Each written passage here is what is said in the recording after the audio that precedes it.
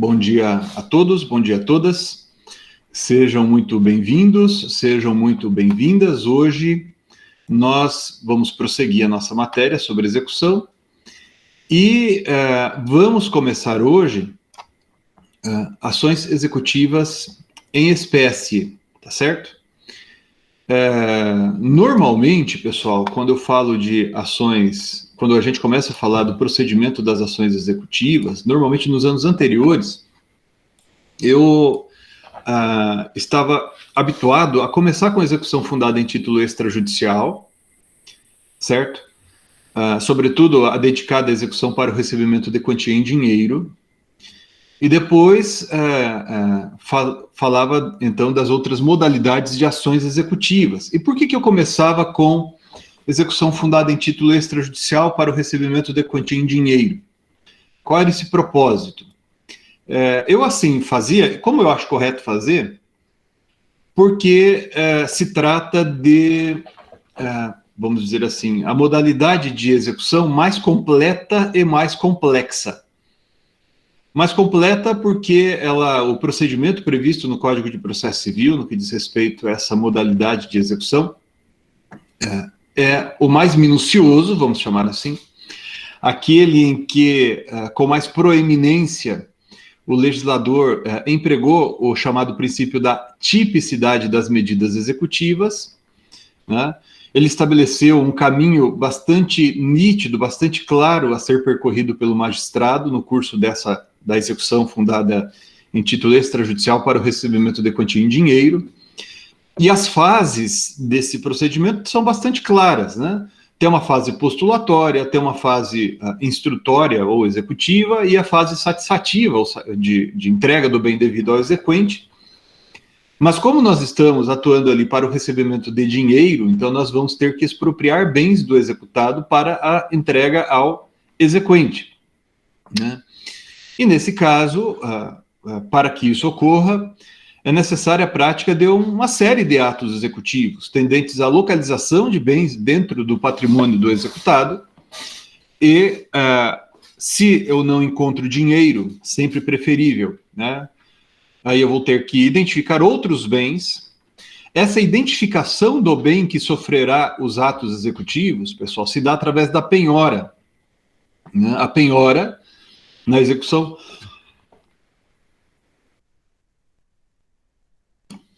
A penhora, na execução para o recebimento de quantia em dinheiro, ela é, como regra, tá? Essa regra tem exceções, como nós veremos, mas como regra é a primeira medida executiva que acontece no curso do processo de execução.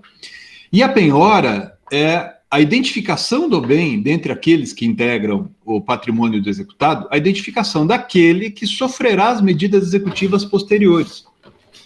Então, vejam, é inapropriado falar que a penhora transfere a propriedade ou coisa parecida, né? A penhora apenas marca o bem que sofrerá os atos executivos posteriores. É claro que, de algum modo, os poderes, vamos dizer assim, que o executado tem sobre o bem são afetados em razão da penhora, né?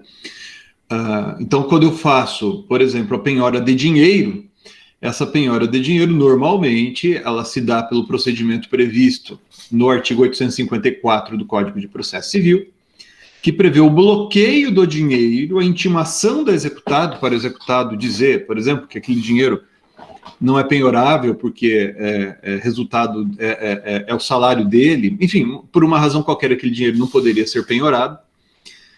Mas, uma vez realizado o bloqueio e a penhora, aquele dinheiro, embora ainda seja de propriedade do executado, já não estará à sua disposição, né? Porque ele estará depositado numa conta vinculada à execução, né? Junto ao Poder Judiciário. Agora, em se tratando de penhora de outros bens, isso nem sempre acontece. Eu posso até dizer que, como regra, acaba não acontecendo no dia a dia. Então, por exemplo, quando eu faço a penhora de um imóvel de propriedade do executado, embora o depositário não seja necessariamente o executado, como nós veremos de acordo com o Código de Processo Civil, o que acaba acontecendo na prática, né, isso está de acordo com o CPC, o CPC não estabelece que isso deveria ser a regra, mas acaba acontecendo como regra no dia a dia, por comodidade, é que o próprio executado, ele figura como depositário do bem. Então, eu tenho a penhora do bem e o depósito do bem, certo? O depósito aqui é igual àquele depósito, ou semelhante, pelo menos, né, àquele depósito que vocês estudaram quando estudaram o contrato de depósito. Então, notem, eu identifico o bem, que será objeto dos atos executivos, daí esse bem vai ser objeto de depósito e o próprio executado será depositário do bem. Interessante isso, né? Porque o executado, se ele próprio é proprietário do bem, ele já tem esse direito sobre o bem, oriundo da sua propriedade, mas daí, se ele figurar como depositário, ou seja, responsável pela guarda do bem, porque alguém tem que ser responsável por isso, né? Porque sobre esse bem se realizarão os atos executivos na sequência. Então, se ele é responsável por esse bem, ficará responsável por esse bem, ele será designado como depositário. Agora, como o depósito é um ato real, ou seja, ele se perfaz com a entrega da coisa, por exemplo, né? Se o executado não quer ser depositário, eu posso nomear outra pessoa, ou o próprio depositário público, né? Nessa condição, e daí o bem sai da posse do executado. Então, se, por exemplo, eu movo uma execução, o Rafael move uma execução contra o Gabriel e penhora um veículo do Gabriel, que estão aqui na sala, né? E o Gabriel diz, olha, eu não quero figurar como depositário. Então vai para o depositário público, por exemplo, né? Então o bem sai da posse do Gabriel, é da propriedade dele ainda, mas fica depositado no depositário público. Então ele perde a posse por causa disso, porque outra pessoa será depositária do bem, nesse caso. Então eu faço a penhora, o depósito, o bem terá que ter sido avaliado para a gente saber se ele é suficiente para execução, se ele está em excesso, se ele é muito pouco, eu tenho que fazer outras penhoras, né? Então, esses são os atos executivos iniciais. E na sequência, né, se o executado ele não tiver oposto ao embargo, se os embargos eventualmente opostos não tiverem sido acolhidos, ou não tiverem sido eles tiverem sido opostos, mas sem efeito suspensivo, a gente vai ter que transformar esse bem em dinheiro, ou seja, a gente vai alienar esse bem para obter dinheiro e entregar o dinheiro ao exequente. Isso se dá pelo procedimento de alienação do bem, que nós chamamos também de arrematação do bem. É inapropriado, eu já comentei isso, embora às vezes a gente cometa esse erro, é inapropriado falar em venda do bem, porque venda supõe compra e venda, que é o contrato de compra e venda em que o executado manifesta, no caso, nesse exemplo, né, o vendedor manifesta a sua vontade. E no processo de execução, não há manifestação de vontade do executado anuindo com a alienação do bem. Ele não precisa concordar com isso. O ato executivo de alienação do bem, né, em leilão, ele se dá independentemente ou até contrariamente à participação do executado. Esse ato de alienação ele é bastante complexo, é um negócio jurídico bastante complexo, porque eu tenho que divulgar isso, então eu tenho que publicar editais, porque haverá um leilão público, né? Então é um procedimento de que podem participar quaisquer interessados na aquisição do bem, certo? Então pode haver ali um procedimento, digamos, uma espécie de concorrência entre essas pessoas que têm interesse em adquirir o bem. Alguém oferece o lance, sai vencedor o lance, e esse dinheiro é entregue ao exequente, né? Outras intercorrências podem acontecer ali. Por exemplo, quem tem preferência sobre aquele bem? Tem um credor trabalhista que penhorou o mesmo bem, por exemplo, e assim por diante. Claro que aqui eu estou falando muito rapidamente, porque tem um monte de problemas que podem acontecer, como saber se o bem é penhorável ou não, né? Saber se, uma vez havendo vários bens, qual deles pode ser penhorado. Então, são aspectos que estão aí nesse procedimento, tá bom? Então, nesse caso, da execução fundada em título extrajudicial para recebimento de quantia em dinheiro, a gente vê, pessoal, uma manifestação muito clara do princípio da autonomia entre cognição e execução, cognição sobre a existência do débito, bem compreendido, tá certo? Como nós mencionamos já, há cognição no processo de execução fundada em título extrajudicial, embora não seja uma execução que tenha por propósito receber... há cognição, melhor dizendo, do processo de execução fundada em título extrajudicial, embora não seja uma cognição que tenha por propósito a declaração quanto à existência ou não do débito. A cognição que o juiz realiza no processo de execução, fundada em título extrajudicial, ela tem por propósito apenas e tão somente verificar se os requisitos da execução estão presentes, certo? Então, se há título executivo, por exemplo, se a obrigação contida naquilo que se ostenta como título executivo, ela é uma obrigação certa, líquida e exigível, que, aliás, tema de uma das últimas aulas também, que foi por objeto de nossa atenção. E, doravante, cognição sobre validade e adequação dos atos executivos. Isso é atividade cognitiva, tá certo? Mas, neste ano, excepcionalmente, eu resolvi começar por outro caminho. Então, se vocês estão estudando pelo meu livro, pelo curso de Direito Processual Civil, vocês vão ver que estão separados ali cumprimento de sentença e processo de execução, em 2 capítulos distintos, né? Então, eu vou seguir a ordem do livro hoje e vou deixar a parte de processo de execução para a próxima semana, né? Talvez amanhã a gente já comece o processo de execução fundado em título extrajudicial, mas hoje eu gostaria de falar da tutela destinada ao cumprimento de dever de fazer e de não fazer, né? Cumprimento de sentença relacionado a esse tema. Amanhã, daí, então, a gente vai falar de cumprimento de sentença relacionado à quantia em dinheiro, né? E daí, na semana que vem, a gente vai se dedicar à execução fundada em título extrajudicial. E por que eu vou fazer isso neste ano, excepcionalmente? Porque eu tenho percebido que tem aumentado muito, né, as discussões em torno da atipicidade das medidas executivas, em torno dos contornos, né, dos poderes dos juízes. Isso vale tanto para o artigo 139, inciso 4º, quanto para os artigos 497 e 536 do Código de Processo Civil, que dizem respeito à tutela específica de deveres de fazer e de não fazer, tá? Então, a gente vai estudar todos esses temas, mas eu gostaria de começar hoje, ou começar neste ano, né, por esse caminho, vamos chamar assim, né, que tende, a meu ver, pelo andar da carruagem, claro que isso é uma coisa que a gente vai... É um movimento pendular, às vezes ele é mais forte, às vezes menos, né? Eu tenho a impressão de que os novos meios executivos devem observar, ou as novas modalidades de tutela jurisdicional executiva devem observar esses novos princípios de que a que temos nos referido, né, ao longo aí das nossas exposições, né? Embora no nosso dia a dia a gente vai ver, claro, evidentemente, né, execução regida pelo princípio da nula execução sine titulo, autonomia entre cognição e execução, tipicidade das medidas executivas, a gente vai ver cada vez mais, né, se ampliando circunstâncias ou modalidades de ações em que sucedem outros princípios que são opostos àqueles. Bom, e para discutir esse tema, pessoal, eu achei apropriado trazer aqui para vocês um julgado que foi enviado já no Classroom para vocês. Eu também mandei ali no nosso grupo de WhatsApp, né? Um julgado do Superior Tribunal de Justiça relacionado à tutela de dever de fazer e de não fazer, ao cumprimento de sentença, ao cumprimento de decisão relacionado ao dever de fazer e de não fazer, e nesse caso, mais especificamente ainda, de entregar coisa, tá?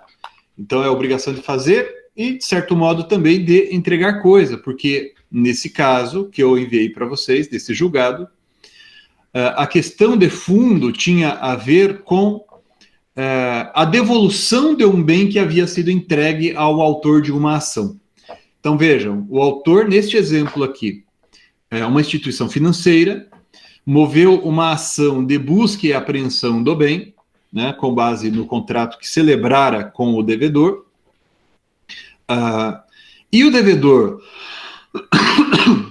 obtera uma liminar para ter esse bem consigo, mas daí o devedor moveu uma ação revisional, né, e obteve daí então uma liminar para que esse bem lhe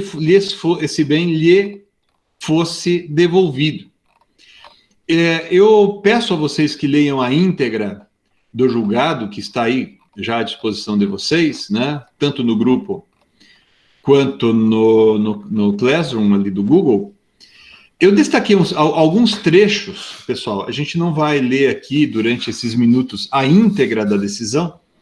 Eu separei aqui alguns trechos para vocês, que eu vou pedir que vocês, por gentileza, e eu vou pedir para vocês que, por gentileza, leiam a íntegra, tá?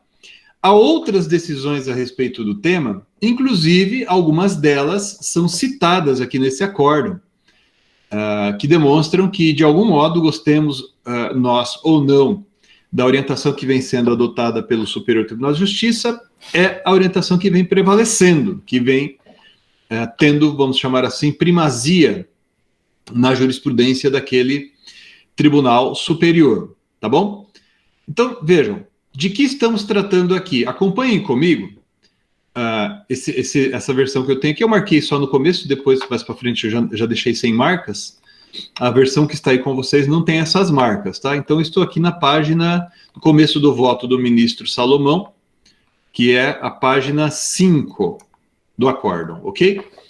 Então, vejam só o que ele diz aqui, ó. Historiam os autos que o Banco X manejou ação de busca e apreensão de motocicleta alienada fiduciariamente, em garantia de contrato de empréstimo no valor de R$8.000, mais ou menos. Deferida a liminar, no caso da ação de busca e apreensão, que é um procedimento especial, previsto em lei especial também, né?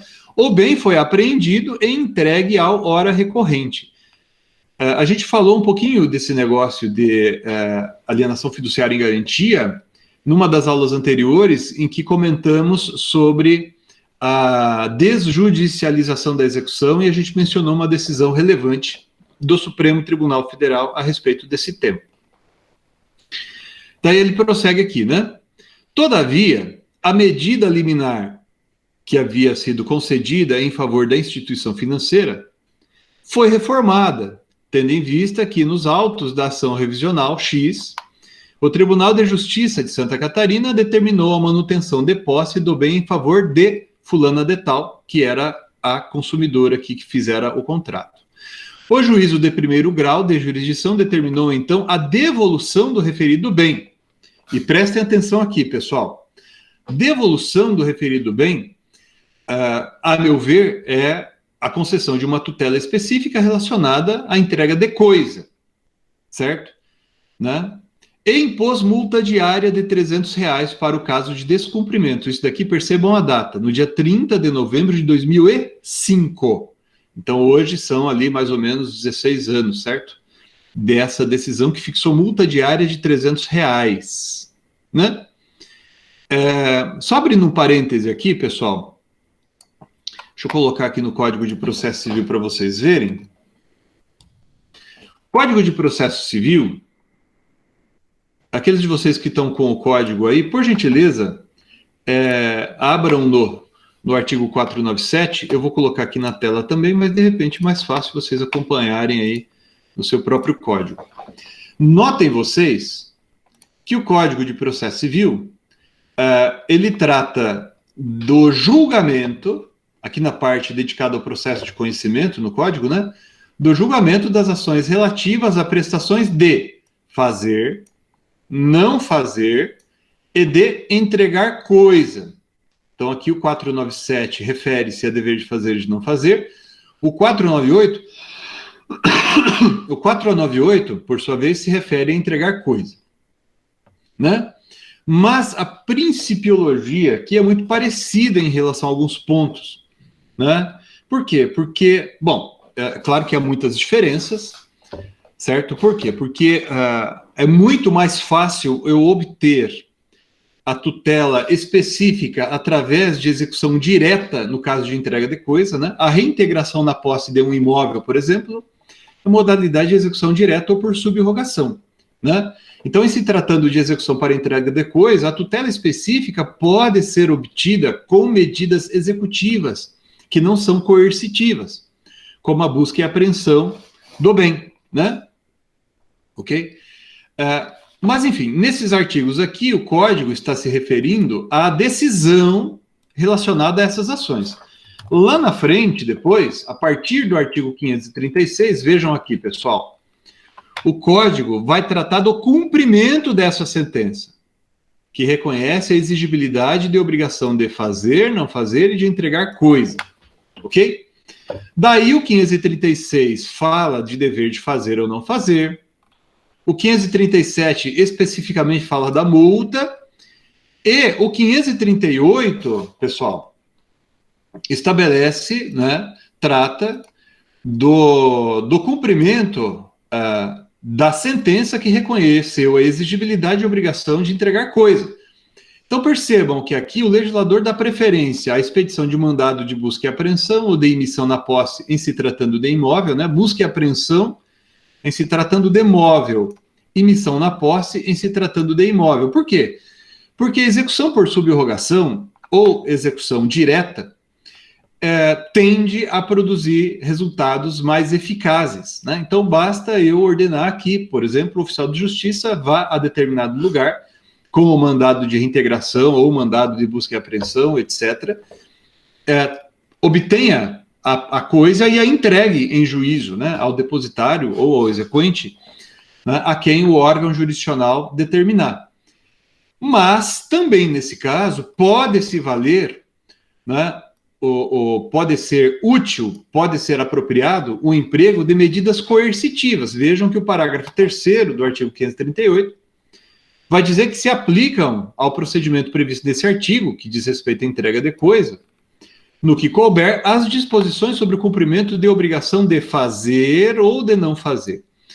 Voltando aqui um pouquinho, vocês vão perceber que quando nós falamos de cumprimento de decisão relacionada à prestação de fazer ou de não fazer, o legislador diz que para a efetivação da tutela específica ou a obtenção do resultado prático equivalente, o juiz vai determinar as medidas necessárias à satisfação do exequente. E daí o parágrafo 1º vai falando dessas medidas executivas que podem ser manejadas. E a primeira delas, a primeira mencionada no Código de Processo Civil, aqui no parágrafo 1º do artigo 536, né, é a multa. A multa como medida coercitiva.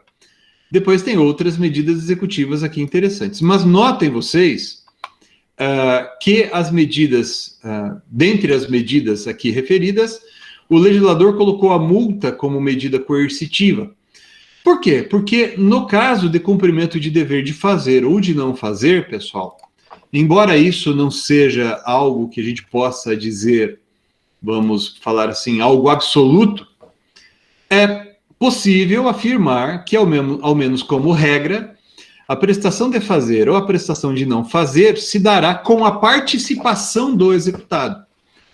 Dizer que o executado participará não significa dizer que o executado age voluntariamente, não significa dizer que o executado está concordando com a decisão, tá bom?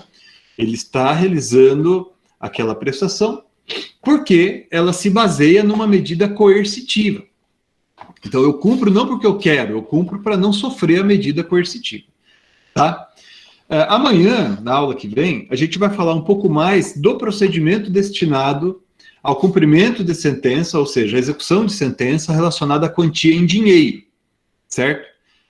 No caso, a gente vai tentar se valer de medidas subrogatórias ou de execução direta, mas a própria lei processual, em se tratando de dever de pagar quantia em dinheiro, a própria lei processual prevê automaticamente uma multa, que daí então não vai ser uma multa judicial, é uma multa legal.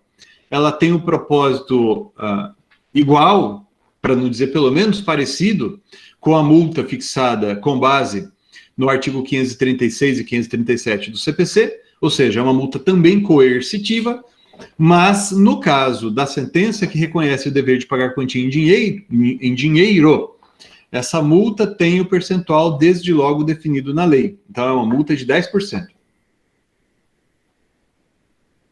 É uma multa de 10% e não pode o executado, né, não pode o juiz alterar esse percentual, digamos assim, fixado na lei. Nós falaremos disso na sequência. Mas, desculpa, estou com um pouco de tosse hoje.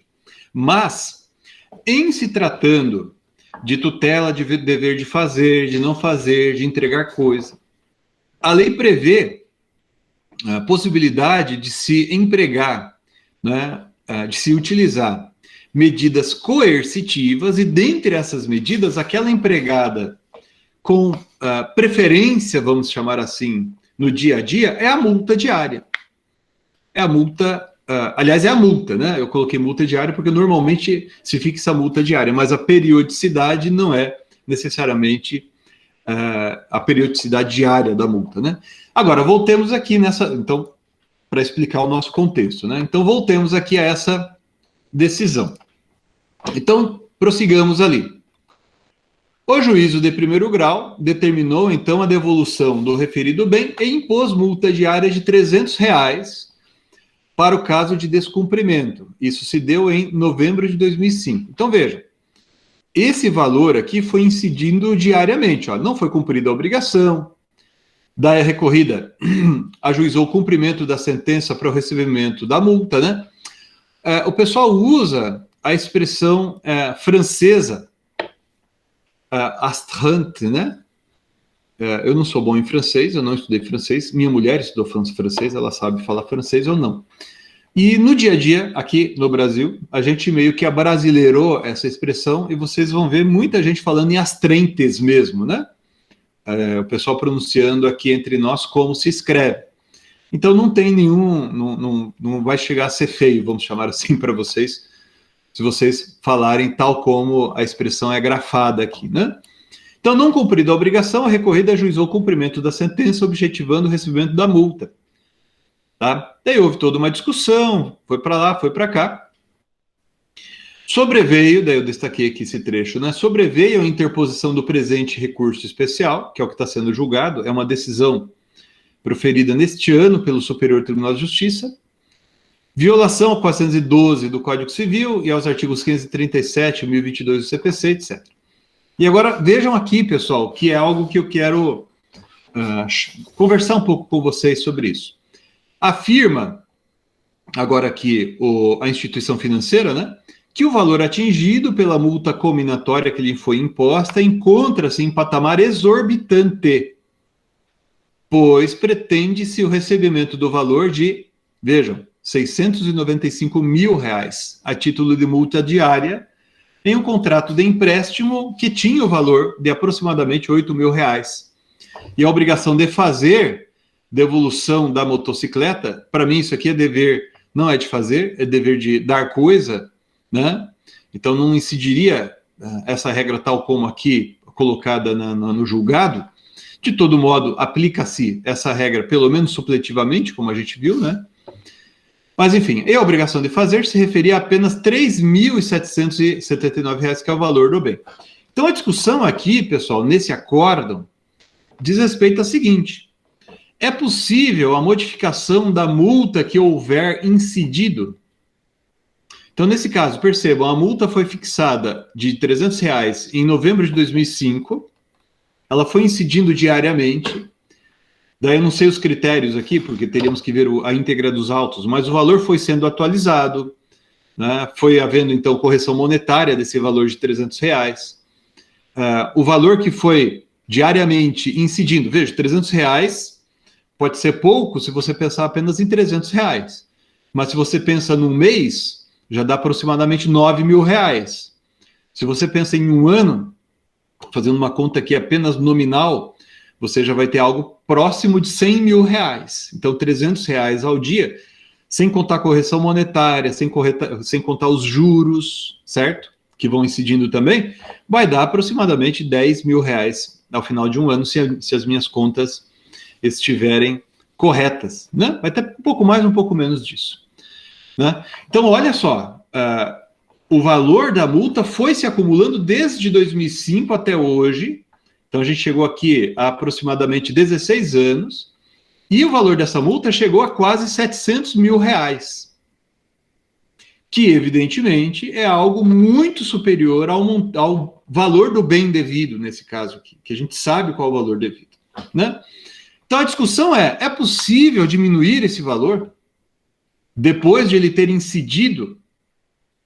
É possível reduzir esse valor, afirmando-se que ele se tornou excessivo?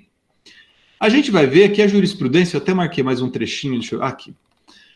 a gente vai ver que a jurisprudência... Eu estou passando rápido aqui, porque senão o tempo se vai e a gente não passou pelos trechos que eu considero mais relevantes do acórdão, né? Mas eu vou pelo menos ler mais alguns, esses e mais alguns trechos que eu destaquei aqui para vocês vocês compreendam o estado em que se está, né? Ou melhor, nesse momento prevalece a jurisprudência. Então veja, ó, em outro passo, diz aqui, o julgado, agora já estou na página 8. 11 de 33, 8 do voto, né? Esta Corte Superior possui firme entendimento no sentido de que a decisão que comina as astrentes não preclui, nem faz coisa julgada material.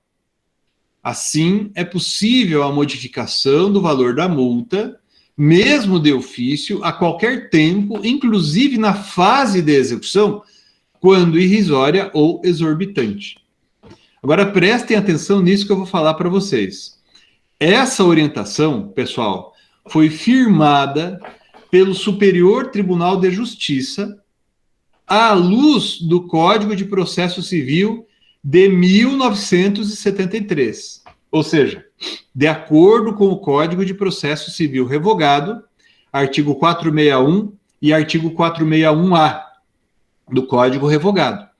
E o Código revogado, ele não continha, né, como, aliás, o atual também, ele faz referência à matéria, mas talvez ele não tenha sido tão, ou talvez ele deveria ter sido mais contundente quanto a esse ponto, mas o Código revogado, ele não tinha disposição nenhuma, né, sobre o destino dessa multa já vencida, certo? Ou seja, imagine, nesse exemplo aqui, o juiz fixou uma multa em 2005, né, o juiz fixou uma multa diária em 2005, requereu-se a execução provisória dessa multa e chegou-se a esse montante aqui bastante elevado.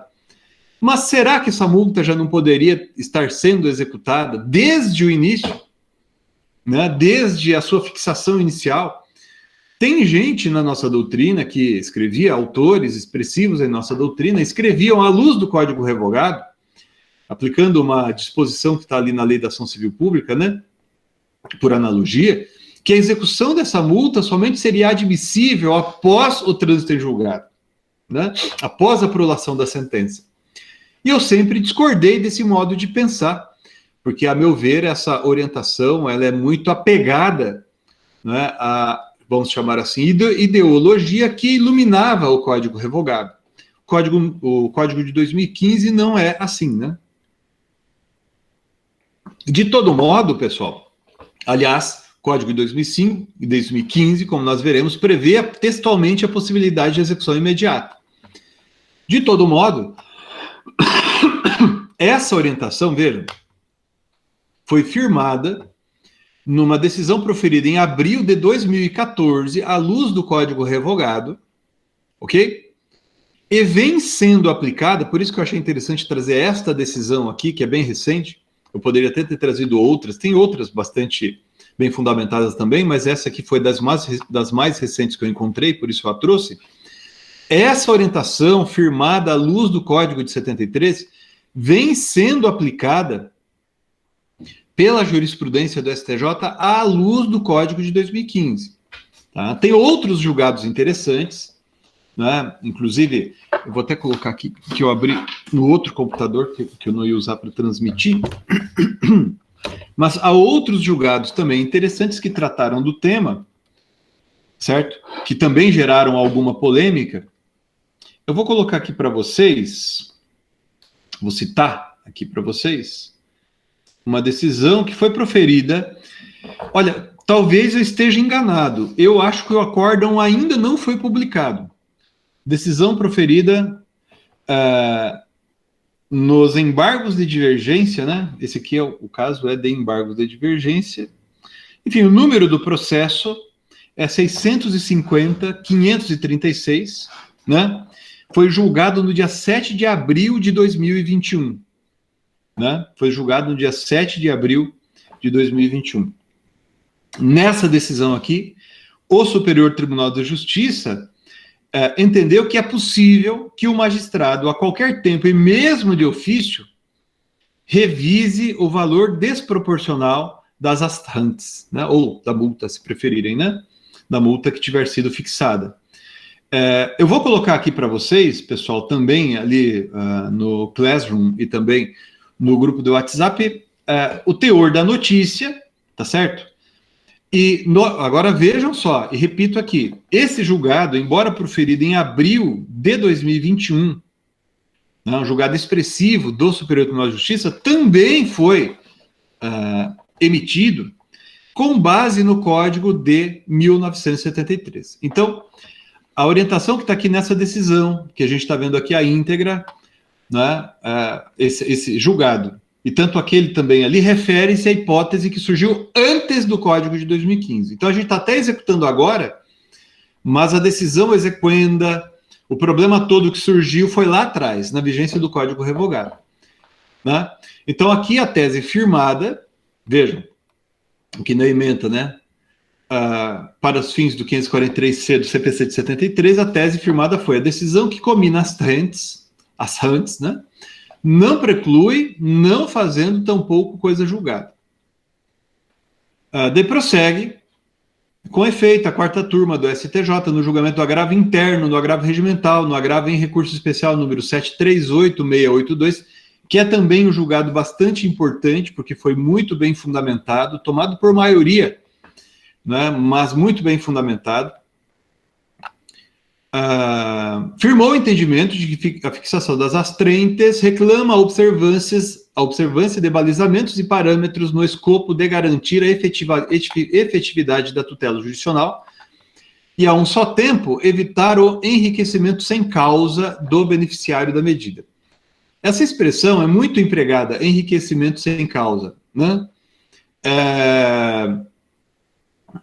Vamos dizer assim, usa-se com bastante frequência a ideia de que o credor da multa estaria se enriquecendo indevidamente quando o valor da multa fica exagerado. Claro que essa afirmação, ela não é isenta, ela é criticável, né? Por quê? Porque tem causa, né? A causa é a decisão que fixou a multa e não foi cumprida a decisão, né? Aliás, esse é um argumento que que a doutrina usa para questionar essa ideia de que o valor da multa, quando ele chegar a um montante muito elevado, né, esse valor da multa teria que ser reduzido para evitar o enriquecimento sem causa. Não, uma causa teve, e mais, foi uma causa lícita, porque é uma decisão judicial que reconheceu a existência do dever de fazer e de não fazer. Então, me parece que a gente tem que encontrar outros, se é que é possível, né, a gente alterar o valor da multa que já incidiu, a gente tem que fazer isso com base em outros parâmetros. E a gente percebe que a jurisprudência, ela vem, vamos chamar assim, tateando nesse sentido, né? Então, aqui nesse julgado, em que há referência àquele outro, né, menciona-se isso, olha, em eventuais alterações do valor da multa diária, o magistrado, sempre dependendo das circunstâncias do caso concreto, ele vai ter como norte alguns parâmetros. Daí aqui o ministro faz referência a esses parâmetros que não são exaustivos. Aqui um ponto importante, pessoal, veja, estamos falando aqui dos artigos 497, 536, ou 498 e 538 do Código de Processo Civil. E, vocês se lembram, nós mencionamos a vocês que essas disposições, elas são expressão do princípio da atipicidade das medidas executivas. Princípio da atipicidade das medidas executivas, que significa o quê? Significa que a medida executiva não é definida com antecipação pelo legislador, senão exemplificativamente, e o legislador, ele também não disciplina o procedimento, né, apropriado para essa medida executiva de maneira exaustiva. Daí a gente fala que incide ou é manifestação do princípio da atipicidade, que às vezes é mais profunda, às vezes é mais ampla, às vezes mais restrita, né? Porque às vezes o legislador estabelece ali algumas balizas, né? No que diz respeito à multa, vejam, no que diz respeito à multa, o Código de Processo Civil, de 2015, ele contém, deixa eu abrir aqui, achar aqui para vocês, Código de Processo Civil de 2015, ele contém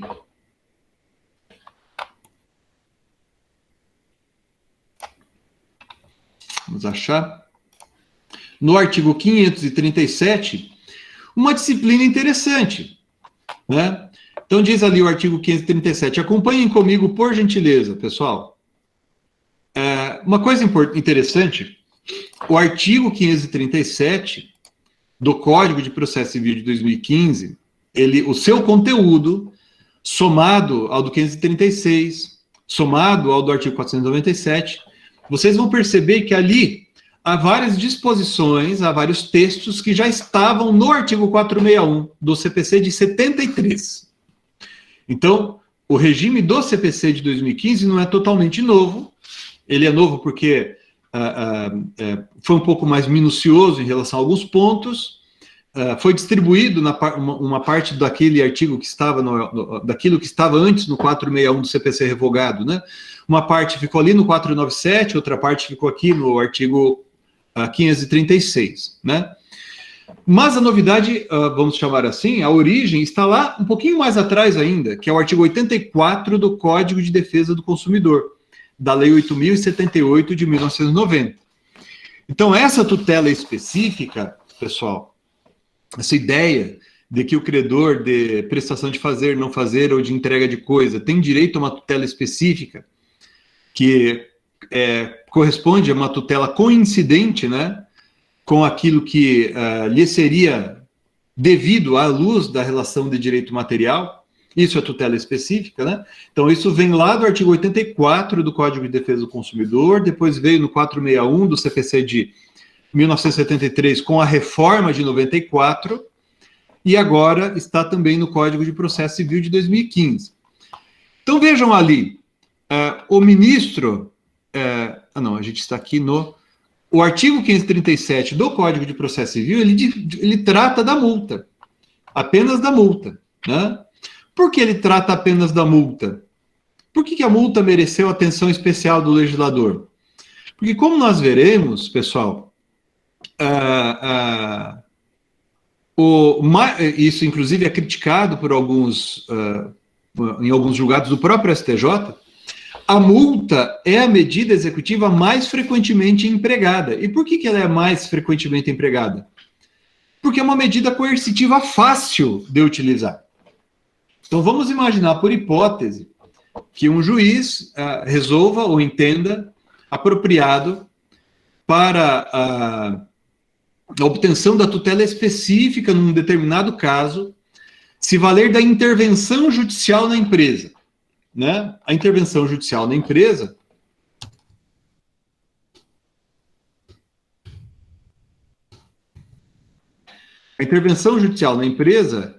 ela é prevista, deixa eu achar aqui certinho a lei que disciplina o tema. Não está aparecendo aqui para mim. Bom, mas enfim, né, a legislação que trata dessa matéria, ao disciplinar a possibilidade de intervenção judicial na empresa para a realização da tutela específica, permite que o juiz nomeie alguém que vai fazer essa parte da administração, vamos chamar assim, da empresa. Então, é uma medida executiva muito mais trabalhosa, muito mais agressiva, para se alcançar o bem devido, né? Então, imaginem uma empresa que se nega, ela desempenha uma função essencial, a gente não pode simplesmente encerrar a atuação dessa empresa, e ela se nega a construir, né, acesso a pessoas com deficiência, o acesso apropriado a pessoas com deficiência. Então, o juiz não pode simplesmente impedir o funcionamento da empresa. Pode suceder que a fixação de uma multa não seja apropriada, vai ser algo insuficiente, algo que não vai produzir o resultado desejado. O juiz, conforme o caso, ele pode determinar a intervenção judicial na empresa. É uma medida coercitiva admissível, né? Agora, veja, o juiz vai ter que nomear uma pessoa que vai fazer isso, vai prestar contas, é muito mais trabalhosa, portanto, o juiz vai ter que acompanhar tudo isso.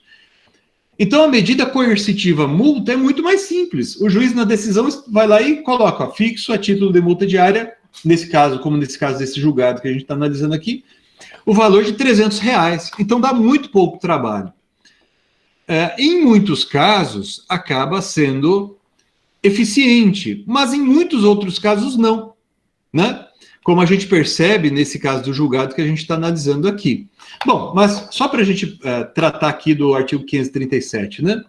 A multa independe de requerimento, pode ser aplicada na fase de conhecimento, em tutela provisória ou na sentença, ou na fase de execução, desde que seja suficiente e compatível com a obrigação e que se determine prazo razoável para o cumprimento do preceito, ou seja, da decisão. Agora notem, pessoal, aquilo que eu falei há pouco, o Código de Processo Civil previu textualmente a possibilidade de execução imediata da decisão que fixou a multa. Então está escrito ali, ó, a decisão que fixa a multa é passível de cumprimento provisório, devendo ser depositada em juízo, permitido o levantamento do valor após o trânsito em julgado da sentença favorável à parte. Ou seja, a parte já pode executar a multa, só que o valor da multa fica depositado em juízo, né? O valor da multa será devido ao exequente, diz o parágrafo 2º. Olha só que interessante aqui, pessoal. Não confundir a multa coercitiva prevista no artigo 537 do Código de Processo Civil com a multa que é admissível, né, por ato atentatório à dignidade da justiça. Vejam o que estabelece o artigo 77 do Código de Processo Civil, né? Olha ali, artigo 77. Além de outros previstos nesse código, de outros deveres, né, são deveres das partes, seus procuradores e de todos aqueles que de qualquer forma participem do processo. Daí, o Código de Processo Civil, aqui no inciso 4º, vejam, ele vai dispor que é dever da parte cumprir com exatidão as decisões judiciais, né, de natureza provisória ou final, e não criar embaraços à sua efetivação. E depois, os parágrafos 1º e 2º, né, vão estabelecer que esse ato da parte, né, vai ser considerado atentatório à dignidade da justiça, né? E o parágrafo 2º, né, vai dizer também, vai repetir e dizer que isso é ato atentatório à dignidade da justiça, devendo o juiz. Então, o juiz não tem aqui uma faculdade, né, vamos chamar assim, né, diz a lei, devendo o juiz, presentes as circunstâncias legais, né, aplicar ao responsável multa de até 20% do valor da causa de acordo com a gravidade da conduta. Essa multa aqui referida é uma multa por ato atentatório à dignidade da justiça, ela vai ser devida ao Estado, certo? É uma multa devida ao Estado. Essa multa aqui, pessoal, ela não é uma medida coercitiva, é uma multa sancionatória, tá? Então, eu tenho a multa prevista no artigo 536, que é uma multa coercitiva, que é fixada pelo juiz com o propósito de compelir o executado a cumprir a obrigação. Vejam, não é uma medida coativa, é uma medida coercitiva. Coerção significa ameaça. Então o juiz diz assim, olha, fixa o prazo de 20 dias para que você faça X, a partir do 21º dia incidirá a multa diária de R$1.000. Então vejam, é uma medida coercitiva. Eu não estou aplicando a multa desde logo. Eu digo, olha, faça sob pena de multa, né? Então, a coerção, a ameaça de coação. Já a multa do artigo 77 é uma sanção, certo? É uma sanção por algo que já foi praticado. E no caso do artigo 536, a multa é devida a quem? A outra parte. No caso do artigo 536, a multa é devida a outra parte. No caso do artigo 77, a multa por contempt of court, que é a expressão usada em inglês, né? Desacato à corte, ato atentatório à dignidade da justiça, A multa, nesse caso, do artigo 77, ela é devida ao Estado. Justiça Federal, União. Justiça Estadual, Estado. Entra como dívida ativa da União. É o que está ali no parágrafo 3º do artigo 77. Parágrafo 3º do artigo 77. Então, por isso, pessoal, a multa do artigo 77, ela pode se cumular com a multa do artigo 536. Então, eu posso estar diante de uma hipótese em que fixei uma medida coercitiva, o executado não cumpriu, e o juiz pode, além disso, fixar a multa do artigo 77? Sim, é possível. Uma multa é uma pena, é uma sanção por um ilícito que você praticou de acordo, um ilícito processual, o ato atentatório à dignidade da justiça. Injustificadamente, o executado deixou de cumprir a decisão judicial. Ele poderia, mas não cumpriu. E o juiz considerou isso um ato atentatório à dignidade da justiça, e o juiz daí então fixou a multa do artigo 77 como sanção, porque a justiça estatal foi desacatada, né? E daí essa multa vai reverter ao Estado lato sensu, né? À União, ao Estado do Paraná, por exemplo, a depender se o juiz, se trata de justiça federal ou justiça estadual. Agora, a multa do artigo 536, pessoal, que é uma multa coercitiva, né? Que como nós mencionamos, né? Do artigo 536 e 537, né? Essa multa será devida ao exequente. Então, é uma multa que não é fixada a título de contempt of court, né? Punição por desacato à corte. É uma multa coercitiva que tem por finalidade compelir o executado ao cumprimento da obrigação.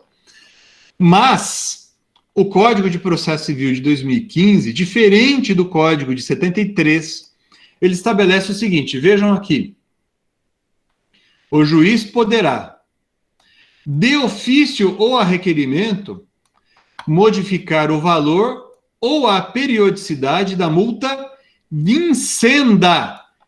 Veja, o que estabelece o legislador, pessoal? Que apenas a multa, pelo menos textualmente, o artigo 537 estabelece que apenas a multa vincenda pode ser alterada.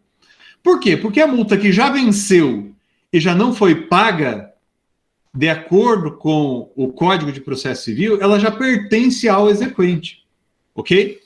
Então, mas vejam, o Código de 1973, ele até admitia a possibilidade de alteração do valor da multa, periodicidade da multa, mas ele não se referia ou não se limitava à multa vincenda. E daí a discussão é a seguinte, hoje.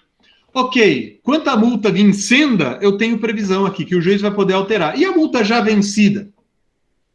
Daí você vai verificar que aqueles que entendem que a multa vencida já integra o patrimônio do exequente, já é direito adquirido do exequente, e não pode ser alterada.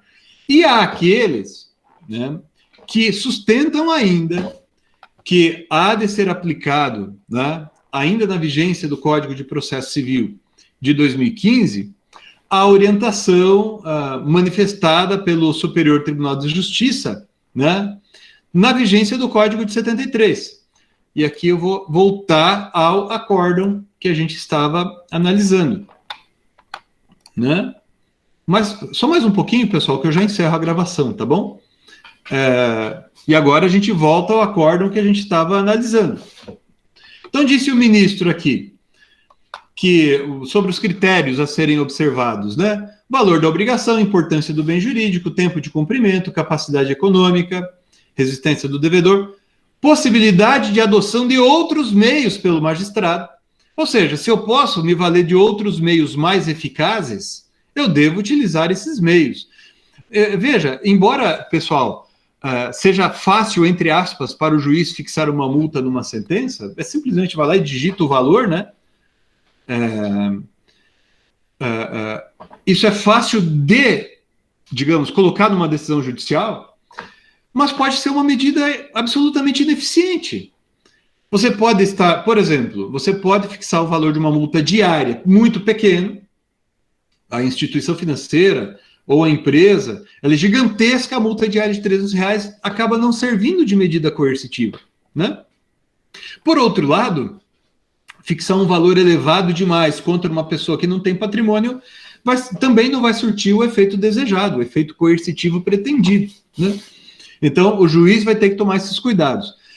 E também, diz aqui a decisão, o dever do credor de mitigar o próprio prejuízo. Duty to mitigate the loss, né? Ou seja, o dever de mitigar o próprio prejuízo. Significa mais ou menos o seguinte, essa expressão, dever de mitigar, ou dever de reduzir o próprio prejuízo, vem sendo empregada também no âmbito do processo civil, pessoal, e ela é muito interessante. Ela descende da ideia de boa-fé objetiva, do princípio da boa-fé objetiva e de todos os conceptários da boa-fé objetiva. Então, vou citar um exemplo aqui do âmbito contratual, porque foi lá que o dever de mitigar o próprio prejuízo foi estudado primeiro. Agora a gente está estudando também no processo civil, né? Imaginem que você compra um televisor e na primeira semana de uso aparece uma faixa pequena na tela do televisor, certo? E você olha para aquela faixa dali, aquele defeito que apareceu, mas é pouca coisa. Daqui a um mês a faixa vai aumentando, o defeito vai aumentando, e chega um determinado momento que aquele defeito que era corrigível, ou seja, eu poderia, exemplo, eu não entendo nada disso, mas sei lá, poderia trocar uma pecinha ali de dentro do aparelho e esse defeitinho cessaria. Mas porque você não procurou o fornecedor logo, o defeito foi ficando de tal monta que agora é incorrigível, perdeu o televisor. Não dá para trocar uma pecinha e consertar o televisor, né? Veja, o que se afirma? Que você, apesar de você ter sofrido uma lesão, você não pode se aproveitar dessa sua condição. Você se torna titular, né, de uma posição jurídica, no sentido de titular, eu posso exigir do devedor que corrija o defeito, substitua a peça, enfim, uma série de pretensões podem surgir ali, mas eu, credor nesse exemplo, eu não posso me aproveitar disso. Então, com base nisso, o que é que se afirma na jurisprudência? Que o credor da multa diária, ele não pode, se ele tinha condições de executar essa multa diária, e ele não faz isso intencionalmente, ou seja, ele não faz isso justamente para ver o valor da multa ficar gigantesco, né?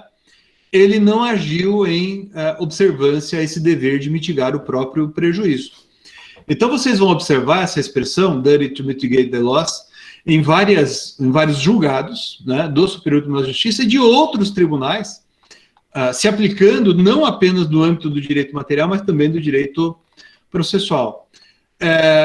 Eu vou encerrando a gravação por aqui, pessoal, mas eu vou pedir a vocês que no tempo restante aqui, após o término da gravação, né, vocês leiam a íntegra do julgado.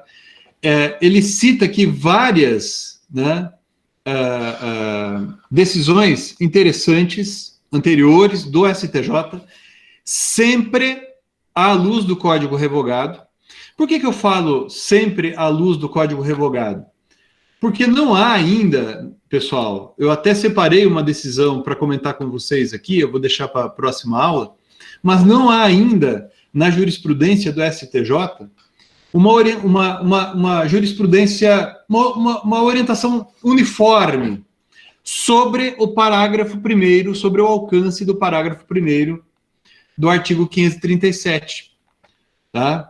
Porque o parágrafo 1º do artigo 537, ele textualmente, ele estabelece, como nós colocamos ali, que é possível a alteração do valor e da periodicidade da multa vincenda, mas não há referência ao valor da multa vencida aqui, né? Então, como é que eu interpreto o parágrafo 1º? Ele está proibindo a modificação do valor da multa vencida. Então, aqueles que entendem desse modo dizem, não, o código aqui ele fala da multa vincenda, quer dizer que a multa vencida não pode ser alterada. Claro, a multa vencida, pessoal, ela não pode ser alterada apenas com base nesse critério, vamos chamar assim, se tornou excessiva, se tornou gigantesca, né? Mas é inegável que a multa pode ser alterada, a multa que já incidiu, por outra razão. Então, por exemplo, eu fixei numa liminar multa diária para que o réu cumprisse a prestação de fazer.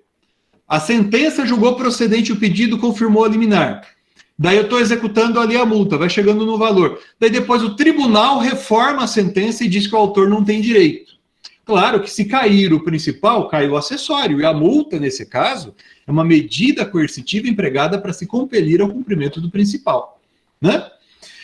E por isso, para evitar esse tipo de problema, é que o CPC de 2015 passou a autorizar textualmente a execução imediata dessa decisão. Então, uma das situações que vem sendo empregadas, né, um dos limites, vamos dizer assim, que vem sendo empregados na jurisprudência é esse dever de mitigar o próprio prejuízo. Tá? A gente vai voltar a falar disso adiante. Amanhã a gente prossegue com o cumprimento de sentença, mas percebam que essa preocupação com os critérios a serem empregados, ela é bastante relevante e se torna bastante relevante, no caso aqui que nós estamos estudando, por conta da incidência do princípio da atipicidade das medidas executivas, né? Porque não é a lei que define qual é a medida executiva apropriada, é o magistrado. Agora, o nosso desafio, né, é lidar, doravante, e com base no Código de 2015, com a solução desse problema, né, que a jurisprudência do STJ vinha solucionando com base nessa ideia de que é sempre possível alteração do valor da multa, que já incidiu. O dilema ou o problema que ora se coloca, né, é como resolver isso à luz do parágrafo 1º do artigo 537. A gente vai prosseguir com isso na próxima aula, na aula que vem, e na aula que vem nós vamos falar também de cumprimento de sentença relacionada, né, sentença relacionada ao cumprimento de dever de pagar quantia em dinheiro, tá bom? Por hoje é só, até a próxima.